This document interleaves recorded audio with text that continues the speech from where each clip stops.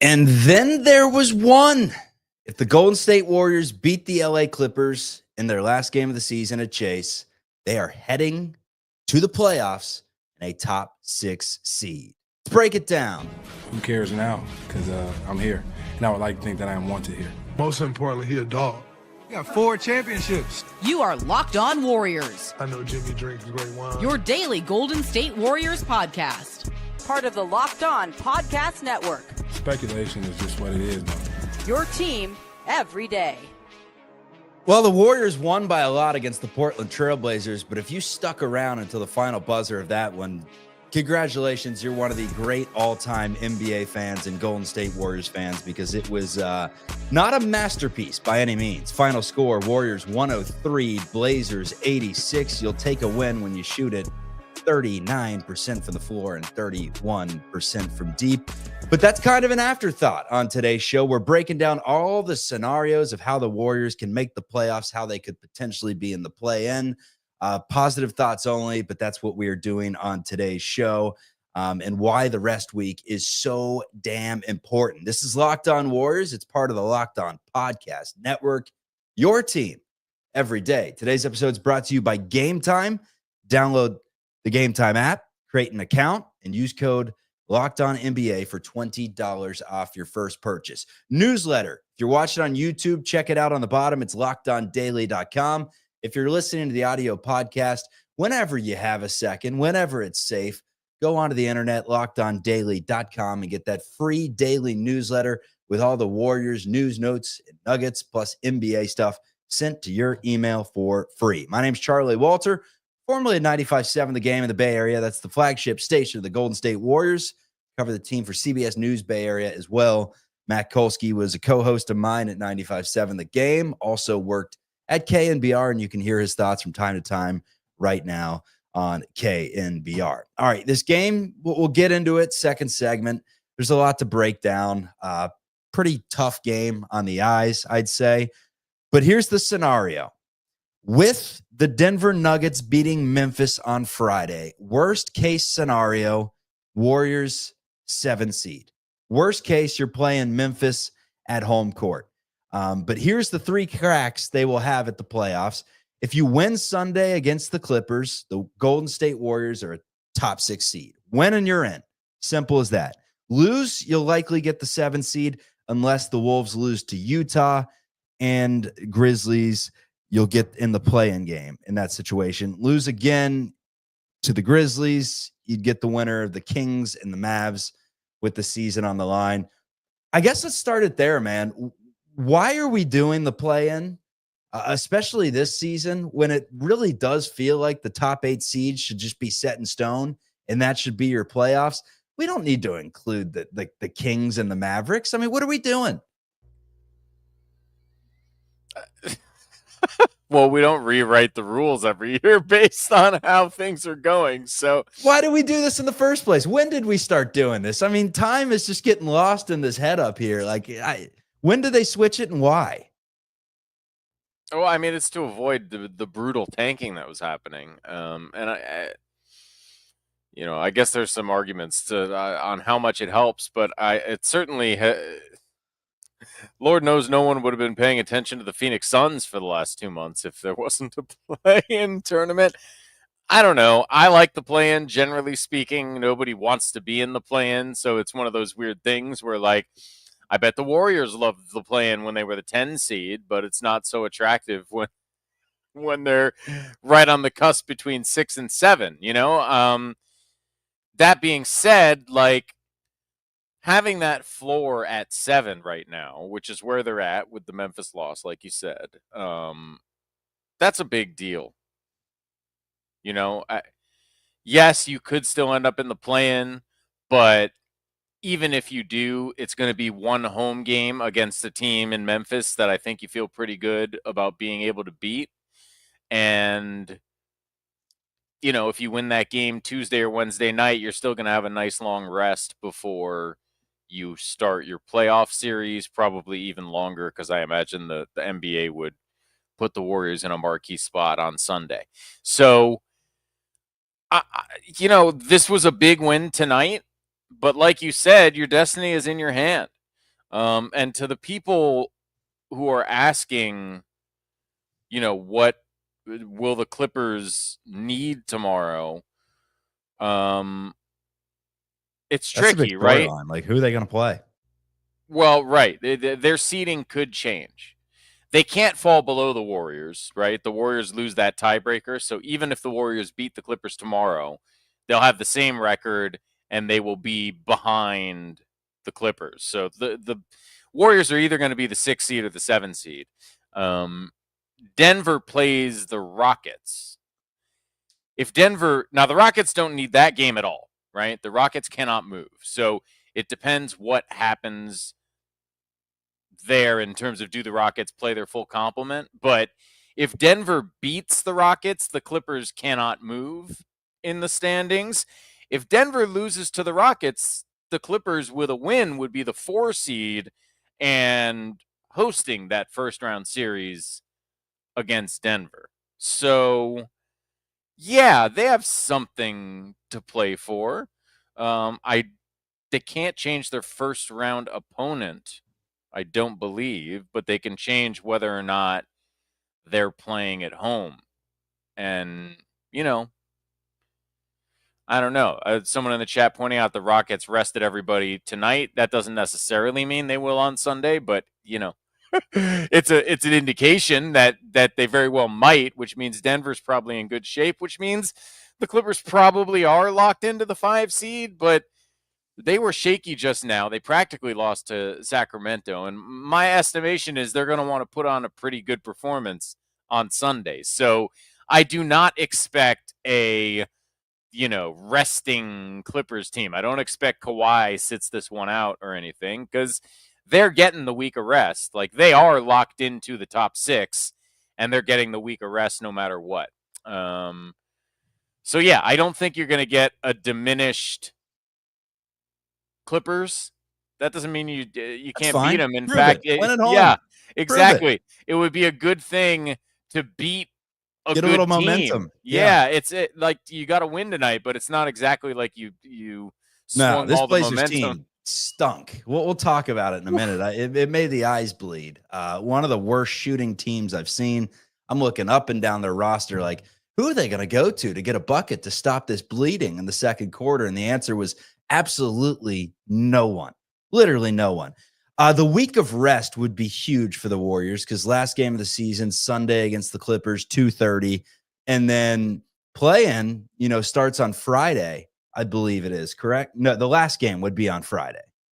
So let's say it does get to the point where the Warriors season is up for grabs, 1 game to go, and you're playing the winner of Kings and Mavericks. That game would be on Friday. And then if you win that game, you'd have to turn around and play a couple days later, I believe is what I've heard when it comes to that. Regardless, it takes away like 4 or 5 days of rest, to where if you just win on Sunday, Kolsky doesn't have to look at his phone right now looking up all these different scenarios because it doesn't matter. You know that you're getting a week off, and that this time of the year is huge. Give it to me before we head to a little break. Well, I was actually looking at the LeBron James situation that someone on in the chat was mentioning. Saying he got hurt tonight. I hadn't seen that yet, and I don't know what the extent of it is. He left in the third quarter, apparent groin injury, which is something that has bothered him over the course of the year. So that will be very interesting to see how that develops, because odds are you're facing the Lakers in the first round, or I should say, if you win on Sunday, you're facing the Lakers in the first round. That is something we should certainly monitor. Also, as you said, Minnesota losing to the Utah Jazz doesn't seem especially likely, but it will help that Anthony Edwards got his 18th technical foul tonight, which means he will be suspended for the last game of the season, unless there's some sort of, league interference afterwards. So that part's interesting, but Win. Look, bottom line, just win. Yeah, just win. It's as simple as that. When we come back, we'll talk about the game. That first time we've done a post-game show and led with everything but the game. But we'll talk about a Warriors 103-86 win over the Blazers. That is coming up. Destroy Jimmy and Domino's. I know Jimmy drinks great wine. NBA fans, get ready. They swoosh, you save. Thanks to Dash Pass, every time a player drops 50 or more in a game, you score a huge deal the next game. It's simple. When a player scores 50 or more in a game during the 24-25 NBA regular season, meaning you just have a few more days, Dash Pass members get 50% off an order, up to $10 off the next day from noon to midnight. A lot of ways you can take advantage of the deal. You can go with a game day feast if you're watching a ball game and want a whole bunch of food. We all know about the munchies, some people more than others. There are late night cravings, and Dash Pass gets you something delicious while saving big. You can get lunch on the go, quick and easy. We love that. You can fuel your watch party. So sign up for Dash Pass and be ready to save. When any player scores 50 or more in a game, Dash Pass members get 50% off an order the next day, up to $10 off. Use promo code NBA50 from noon to midnight after a 50-point game on eligible orders at participating merchants. You must have an active Dash Pass account. Terms apply. Visit DoorDash to learn more. Forget that. We champs. Why are you starting with that question? We got 4 championships. Final score from the game in Portland, 103-86. The Warriors win. The Blazers were missing their big hitters. A starting lineup of Kamara, of Murray, of Klingon, of Matisse Thybulle, and is it Banton? I've never even heard of the guy. That's when you know it's bad. Their bench, not much better. Their leading scorer in the game was Jabari Walker with 19. Rupert had 15 off the bench. I don't think I've heard of him. Like, you go up and down. I believe is the pronunciation on that. I do that from time to time. I'm sorry for the disrespect to the Blazers, but look, this team was not good. They shot at 37% from the floor, 26% from deep. The Warriors held the Blazers to 37 first half points, which ties the season low. Did the Blazers suck that bad, or did the Warriors play that good a defense? It's both. I mean, the defense was really good. This Blazers team has nothing to offer.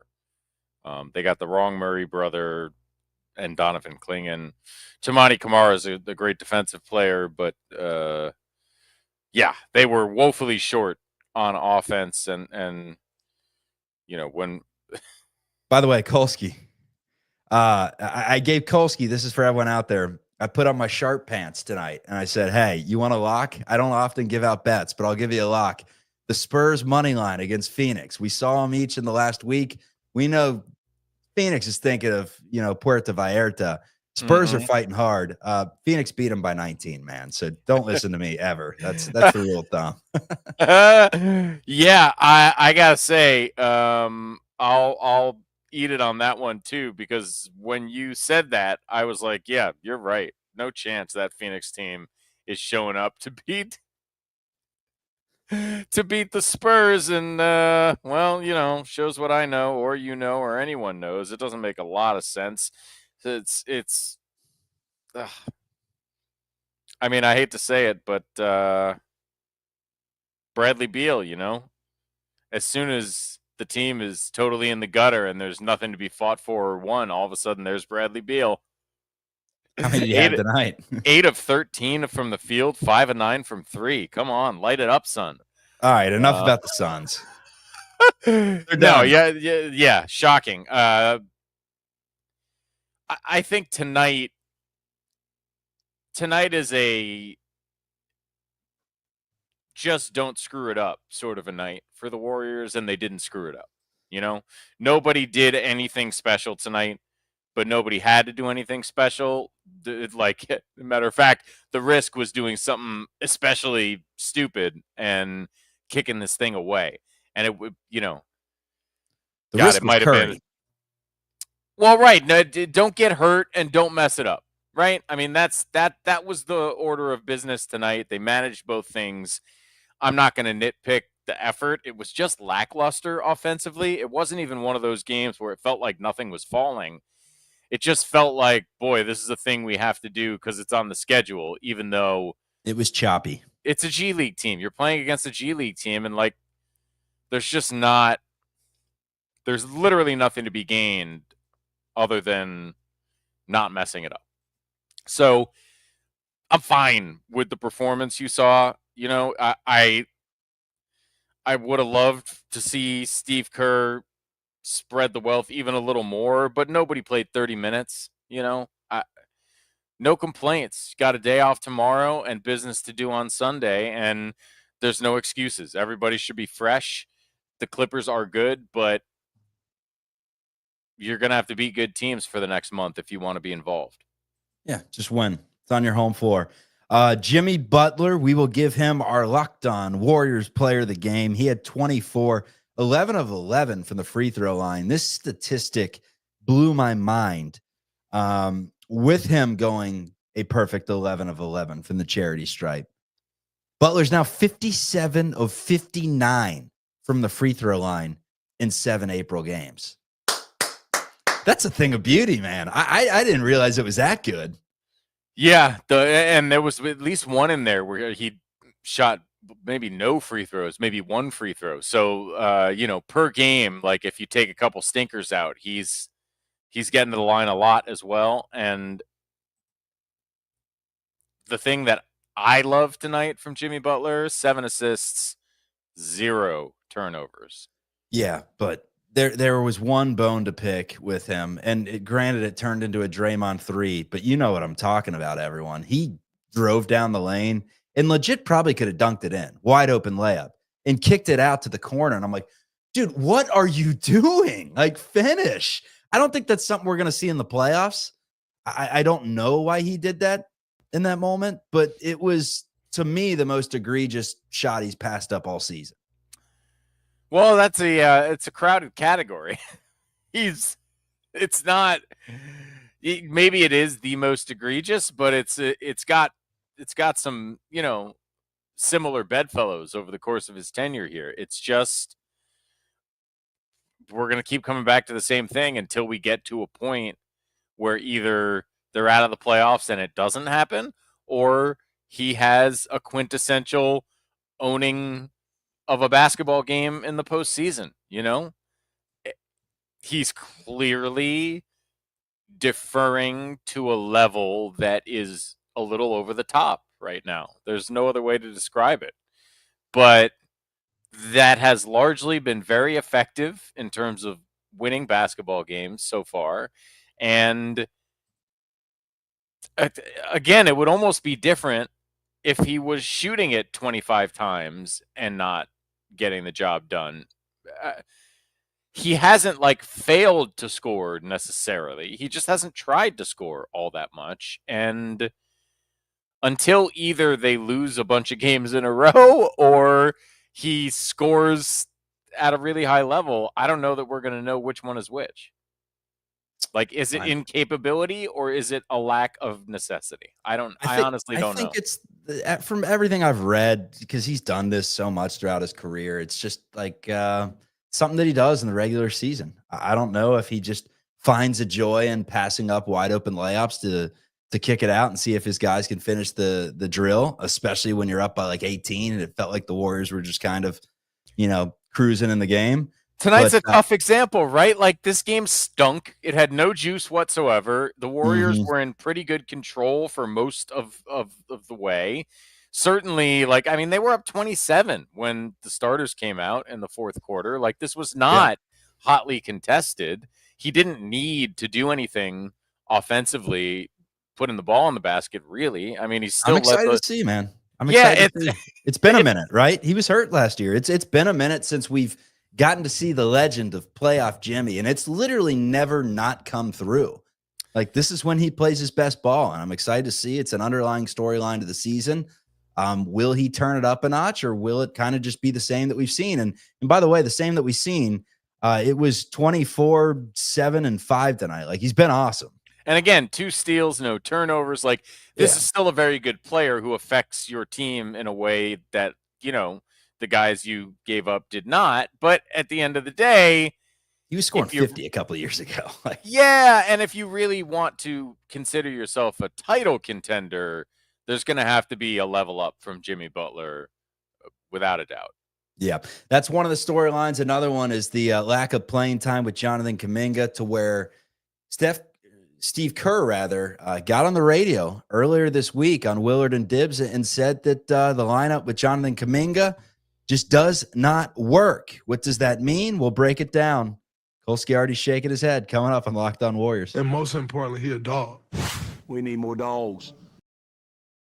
There's nothing like the energy of a live game, whether it's catching a last-minute MLB showdown or soaking in the excitement of an NBA playoff game, but finding great seats at a great price. That used to be a challenge till I heard of this thing called Gametime. Gametime makes scoring last-minute tickets easier than ever. Prices actually drop as the event gets closer, and with their all-in-one pricing, you see the total cost up front, no surprises at checkout. Why I love it. Last-minute deals. You can save up to 60% off by buying last minute for sports, comedy, concert, theaters. You can grab last-minute seats and save big with their zone deals, and you can view the seats before you buy with a full panoramic view of your seat. Heck yeah. Take the guesswork out of buying tickets with Gametime. Download the Gametime app, create an account, use code LOCKEDONNBA for $20 off your first purchase. Terms apply. Again, that's code LOCKEDONNBA for $20 off. Download Gametime today. Last minute tickets, lowest prices guaranteed. Who can stop Steph Curry? Hopefully we'll never find out. All right, let's finish this thing strong. Let's run through the box score real quick. Draymond had 3. Jimmy Butler had 24. Steph Curry had 14 on 6 of 14 shooting, 2 of 8 from 3. Moses Moody had 9. Brandon Pajimski had 10. Those two have not been shooting it great, at least the last few, entering the playoffs, which is not a great thing. You want, all-star caliber pods, which he's been playing like the last week or so, but hopefully picks it up as the playoffs start here soon. Kuminga had 10. Looney had 1. A couple for Braxton Key, a couple for Kevin Knox, 10 for Quentin Post. Welcome back. 16 for Buddy Hield, who eclipsed the 203-point mark, becomes one of, I believe, 7 players to have done it 5 straight years, or 5 players to have done it 7 straight years. I don't have the facts in there. All I know is clap it up for Buddy Hield, because that's a very nice statistic for him, and was on a list with like Klay Thompson, Steph Curry, Dame Lillard, really nice players. And then Gary Payton, welcome back. He played 14 minutes and had 2 points. The conversation takes a turn. Jonathan Kuminga. I'm just going to say it up front. And I don't want to spend too much time on this. This is why it's in the last block of the show. This is an off-season topic that has become relevant because his minutes have been reduced, right? This is the type of game where you would think he would play 25-plus minutes, try and get him in a little bit of a groove. He played 17 minutes in the game today. His minutes have consistently gone down since he's returned from the injury. He had 10 points. He had 5 rebounds. He had a steal. He had a block. He had a turnover. 2 of 7 from the floor. Has been horrific from threes since he returned from the injury. He went 0 of 2. But I'll just say it right now. I don't know how he winds up on this team next year. And it could end up being this Lacob versus Kerr, soap opera behind the scenes, whatever, in the offseason. We'll worry about it when it gets to that point. But you said that the Warriors need Jonathan Kuminga to be at his best for the Warriors to win a championship. Anthony Slater has said the same thing. A lot of you listening may believe the same thing. But, I mean, the proof is kind of in the pudding. It doesn't feel like Jonathan Kuminga is going to be a big part of this thing, with Steve Kerr saying that a lineup with Jimmy, Draymond, and Kuminga on the floor at the same time just does not work. And the Draymond and Jimmy combo is not getting broken up. So Kuminga fans out there, Kolsky, it is what it is. Yeah, I guess so. It's incredibly unfortunate. Steve Kerr doesn't like Jonathan Kuminga. Nothing could be more clear. And just the fact that he would go on the radio and say something like that, like he wouldn't do that to other young players. It's weird. It's flipping weird, man. And I hate it, because I really like Steve Kerr, and I hate how much I've bickered with his decisions on this specific issue. But it's wild. It's an insane blind spot. They had 103 points tonight. Kuminga had 10 points in 17 minutes. He didn't turn the ball over. He rebounded, which has been the big complaint so often while he's not rebounding. I mean, it doesn't feel like he's going to be a part of this team next year. If Steve if Kerr's I the am coach, like, if I'm Jonathan Kuminga, it's a big no thanks. Why would I? it would just be. It would feel Why like would a I want to mutual do decision, this? right? And It would even feel like a if mutual decision. I guess I don't know what the Warriors are thinking though, because this doesn't help his value either. And if they think like, oh, no worries, we'll just let Jonathan Kuminga walk in restricted free agency and make it up with some veteran minimums, like I like. First of all, it's a tremendous loss of value. You're wasting a player that could. When he has been good, he has been the sort of player that you could get something for if you were to trade him.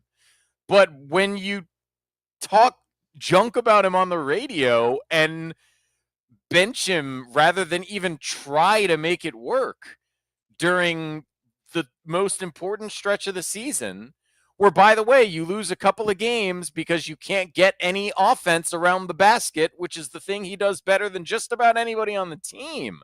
Like, I don't get it. And there are people saying, well, Moody used to not get minutes, but he's been better. Not so.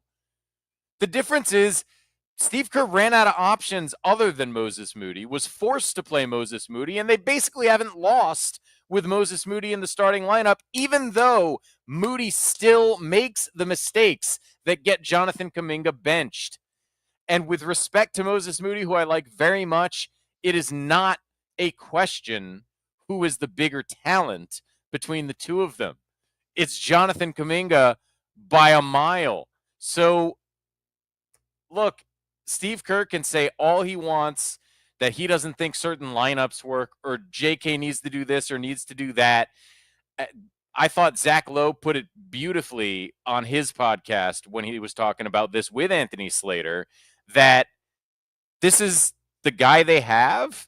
And yeah, he's not Draymond Green out there from a mental perspective, but he's also, and this is Zach's words, not Stromile Swift running around like a chicken with his head cut off. He makes some good plays. He has clearly progressed in terms of understanding what the Warriors want to do offensively. He affects the game positively on the defensive end, and this yo-yoing of him in and out of the lineup and benching him for a half every time he makes a mental mistake is not a good job of player development. Straight up, it is bad player development, and it's bad from a general management standpoint for the team's assets. Sorry. And look, hopefully they can make a deep run without getting much out of Jonathan Kuminga, because Steve Kerr is not trying to get much out of Jonathan Kuminga. I think that's the wrong decision. I love how Zach Lowe went to the well with a little Stromile Swift. You know, went back 2 decades. My reference probably would have been similar timing, but probably would have been Tyrus Thomas. From LSU. Very excited after his tournament run for him to join the Chicago Bulls. Yeah. For that bum LaMarcus Aldridge. Forget that guy. And I think we all know how those two players' careers panned out. And Tyrus Thomas was one of those guys. Incredible athlete. Ran up and down the floor like a gazelle. No idea what was going on in a basketball game. And that is not Jonathan Kuminga. Yeah, that was one of my favorite collegiate basketball teams. Big Baby, Glenn Davis. Shout out, throwback. Yeah, the Kuminga thing, look, they brought in Butler to replace him. I mean, it seems pretty simple. He was injured when they brought in Butler. That's not how it had to go. That is not how it had to go. That's how it's been. But you're right. That is how it's confirming on the radio that they, the three can't play together. It was similar to at the beginning of the season. Remember, they started off with the big lineup, and they had Draymond, they had Wiggins, and they had Kuminga on the floor together for like a few games, and then Kerr kind of tossed it aside, said it's not going to work, and then it's been such a weird season for JK. Like, I don't know why he'd want to come back. I mean, just like the whole Draymond, I need to, hand him the keys. I'm going to the bench. Like, it's JK's turn to shine. And now, he's getting the same amounts of minutes as Quentin Post and Kevon Looney in a game that you pretty much were never in doubt in after the second quarter or early third quarter. So it's weird.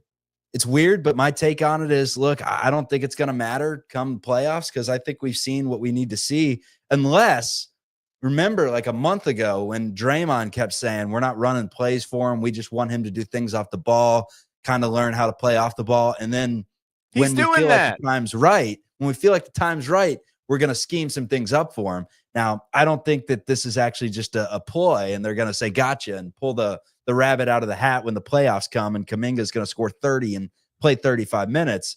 But we'll have to at least see. It's an interesting development because what Kuminga does in the playoffs is most likely going to determine what his future looks like here moving forward. I just don't see how you lock him up to a big contract if you don't feel comfortable playing him more than 17 minutes in these types of games. Right. And if you tell him, oh, no, you know what? That was then. This is now. Moving forward, we are empowering you, buddy. We trust you. Your team. He's not. How could he believe you? How many times have they made offers and promises like that and gone back on them within days? It's really crazy how they've treated this guy. It really is crazy. And I wish there has to be a better explanation than we've gotten, and I just don't know what it is.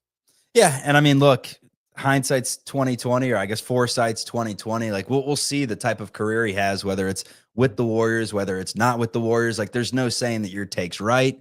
There's no saying that your take is. To be clear, my take is not Jonathan Kuminga's a Hall of Famer if you just put him in the game.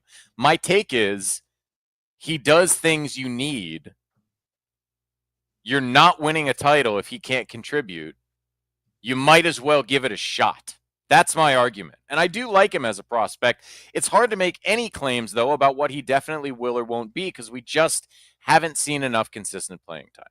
And we will see if we see that consistent playing time moving forward in a Golden State Warriors uniform. This thing could be over by, next week, I guess end of next week, or we could just be starting this thing next weekend. All you got to do is beat the LA Clippers and you are in. Winning, you're in, baby. This is the time of the year. Let's go, Kolsky. Just win, baby. Just win. Peace, everyone. Have a great night.